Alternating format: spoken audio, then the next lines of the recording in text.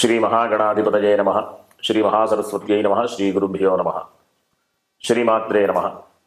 శ్రీ లలితా మహాత్రిపురసుందరి పరాభట్టారికాయై నమ. మనం అక్టోబర్లో చెప్పుకునేటటువంటి నెలవారీ రాశి ఫలితాలలో భాగంగా మిథున రాశి వారికి ఉన్నటువంటి గ్రహస్థితి రీత్యా రాశి ఫలాలు చెప్పుకునే ప్రయత్నం చేద్దాం. ముందుగా రాశి అధిపతి అయినటువంటి బుధుడు ఈ మాస ప్రారంభంలోనే ఇంచుమించుగా 4వ తేదీ ఆ ప్రాంతంలో వేధ స్థితిలో ఉండేటటువంటి అవకాశం ఉంటుంది. కాబట్టి ఆరోగ్య విషయంలో కాస్త జాగ్రత్తలు వహించడం అవసరం. అంతేకాకుండా వీళ్ళు చేసేటటువంటి పనులలో అవకాశం ఉన్నంత వరకు పాపం లేకుండా ధార్మికమైనటువంటి మార్గంలో నడిచేటటువంటి ప్రయత్నం చేయడం ద్వారా అనుకూలమైన స్థితి ఉంటుంది. ఇంకా విషయం ఏంటి అంటే వీళ్ళకి సప్తమాధిపతి అయినటువంటి గురుడు ఈ నెలలో 18వ తేదీ కర్కాటక రాశి యందు అంటే 17 రాత్రి యందు కర్కాటక రాశిలో ప్రవేశిస్తూ ఉన్నాడు. కాబట్టి ఉచ్చస్థితి అది. వివాహపరమైనటువంటి విషయాలలో అనుకూలమైనటువంటి స్థితి. వివాహం కాని వాళ్ళకి మంచి సంబంధాలు వచ్చి చక్కటి వివాహం అయ్యేటటువంటి అవకాశం ఉంది. అంతేకాకుండా ఆర్థిక విషయంలో ఇబ్బందులు పడుతున్నటువంటి వాళ్ళకి, ఎందుకు అంటే ఇప్పుడు అంతా కూడా వేధ స్థానంలో ఉన్నాడు గురుడు. అక్టోబర్ ప్రారంభం నుంచి 18వ తేదీ వరకు కూడా వేధ స్థానంలో ఉండడం ద్వారా ఆర్థిక సమస్యలు ఎదుర్కొనేటటువంటి అవకాశం ఉంది.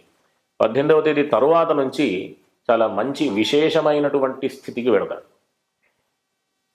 ఉద్యోగపరంగా కానీ వ్యాపారపరంగా కానీ వృత్తిపరంగా కానీ చాలా అనుకూలమైనటువంటి స్థితి ఈ రాశి వారికి, మిథున రాశి వారికి 18వ తేదీ నుంచి గురుగ్రహం యొక్క అనుకూలమైనటువంటి స్థితి వల్ల ఎదుర్కొనేటటువంటి అవకాశం ఉంటుంది. అంతేకాకుండా ఈ రాశి వారికి కాస్త ఆరోగ్య విషయంలో 18వ తేదీ నుంచి రవి యొక్క సంచారం అంత అనుకూలంగా లేదు. రవి వేధస్థానంలో అంటే కన్యారాశి నుంచి తులారాశి యందు ప్రవేశించే సమయం 18వ తేదీ. అక్టోబర్ 18 నుంచి కాస్త ఆరోగ్య విషయంలో జాగ్రత్తలు అవసరం.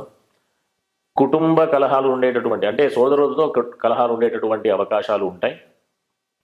అంతేకాకుండా మధ్యవర్తిత్వం వహించడం అంత అనుకూలమైనటువంటి స్థితి కాదు. ఈ మధ్యవర్తిత్వం వహించే స్థితి ఉన్నప్పుడు సంయమనం పాటించి మౌనంగా ఉండడమే చాలా మంచిది, చాలా అవసరం కూడా. ఎందుకంటే శత్రువులుగా మారేటటువంటి అవకాశం ఉంటుంది ఆ సమయంలో. అంతేకాకుండా ఈ వృత్తి స్థానంలో అంటే శని యొక్క స్థితి అంత అనుకూలంగా లేదు. పనులలో ఆటంకాలు ఉంటాయి. పనులలో ఆటంకాలు ఉండడమే కాకుండా కాస్త మానసికమైనటువంటి ఒత్తిడులు, అంతేకాకుండా ఆరోగ్యపరమైనటువంటి విషయాలలో కొన్ని ఇబ్బందులు, ఇవన్నీ కూడా పొందేటటువంటి అవకాశం. ఇవన్నీ దృష్టిలో ఉన్నటువంటి స్థితిలో అంటే మనకు ఏదైనా అవకాశం వచ్చినప్పుడు, మనకు అనుకూలంగా లేనప్పుడు అధర్మ మార్గంలో వెళ్ళి ఆ ప్రయత్నాన్ని చేస్తూ అవకాశాన్ని కల్పించుకునే ప్రయత్నం కొన్ని సమయాల్లో చేస్తూ ఉంటాం.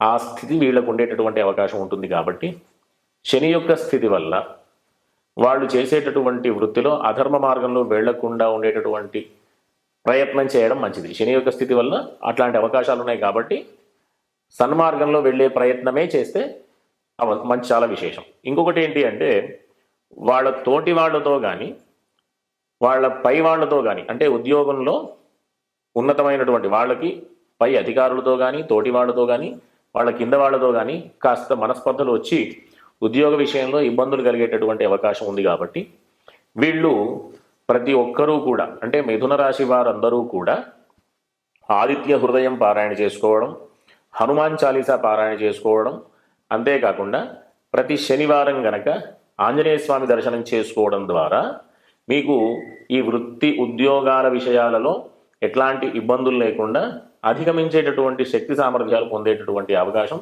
ఈ దైవిక మార్గంలో వెళ్ళడం ద్వారా పొందేటటువంటి అవకాశం ఉంటుంది. కాబట్టి అందరూ కూడా ఈ మిథున రాశి వారు ఆంజనేయ స్వామికి సంబంధించినటువంటి దర్శనాలు, అర్చనలు, సూర్యుడికి సంబంధించినటువంటి ఇంతకుముందు చెప్పినట్టుగా ఆదిత్య హృదయం పారాయణ చేయడం, అంతేకాకుండా ఇంకా విశేషమైనటువంటి ఆర్థిక స్థితిని పొందాలి అని అంటే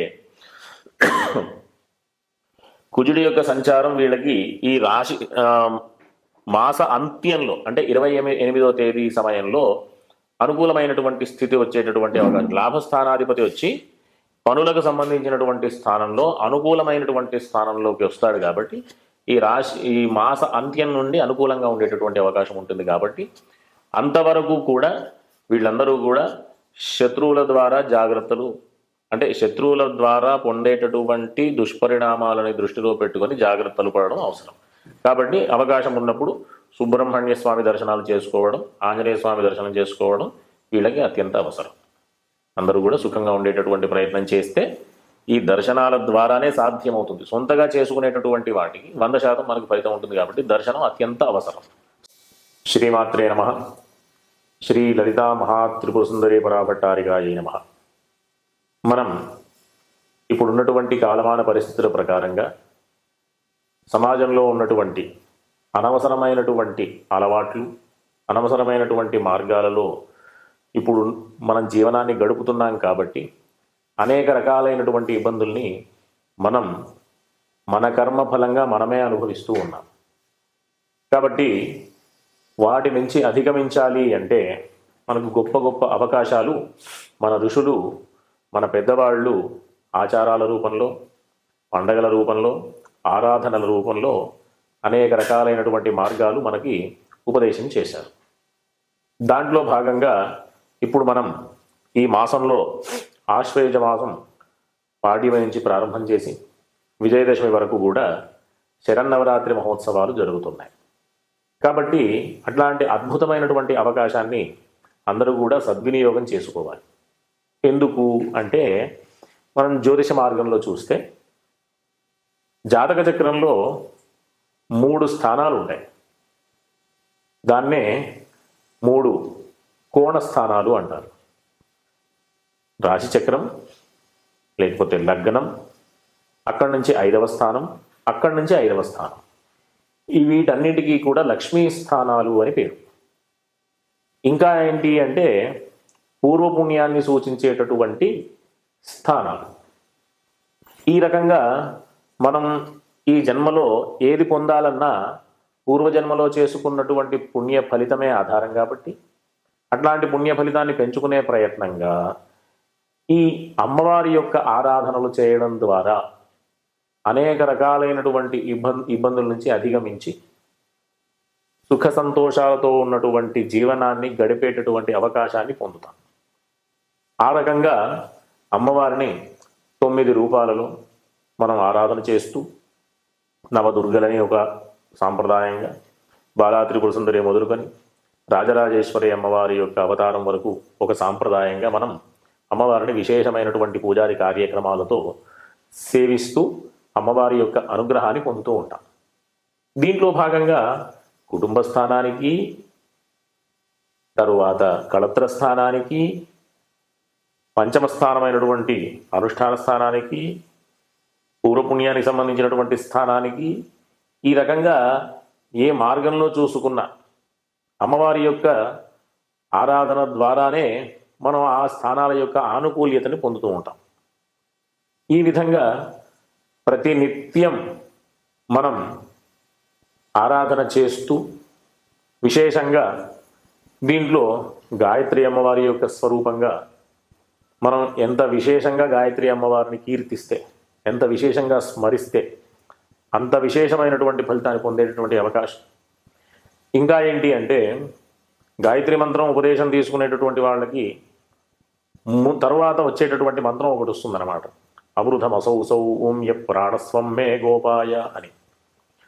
దాంట్లో వ్యాఖ్యానంలో ఏముందంటే అవృధం అని దాంట్లో వాక్యంలో చెప్తూ, నేను గాయత్రి మంత్రాన్ని ఉపదేశం తీసుకోవడం ద్వారా వృద్ధిని శ్రీని పొందాను అని, అంటే జ్ఞానాన్ని పొందాను. అందరూ శ్రీ అంటే లక్ష్మీ అమ్మవారు, అమ్మవారు అంటే లక్ష్మీ అమ్మవారు అంటే ధనం అనేటటువంటి విషయమే కాకుండా ప్రధానంగా జ్ఞానం అనేటటువంటి విషయాన్ని కూడా తెలుసుకోవాలి.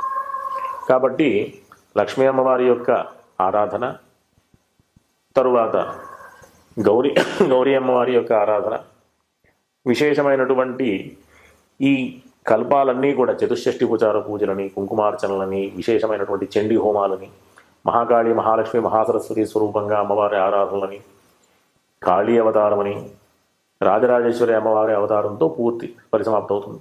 దీంట్లో సరస్వతి అమ్మవారి యొక్క పూజా విశేషాలు ఇవన్నీ కూడా మనం నవరాత్రి మహోత్సవాలలో మనం ఆరాధనలో భాగంగా ఆచరిస్తూ ఉంటాం. కాబట్టి అందరూ కూడా ఈ విశేషమైనటువంటి అవకాశాన్ని సద్వినియోగం చేసుకుంటూ చక్కగా నవరాత్రులలో అమ్మవారి సేవ చేసుకుంటూ ఉన్నటువంటి ఇబ్బందులన్నీ కూడా అధిగమించేటటువంటి ప్రయత్నం చేయాలి.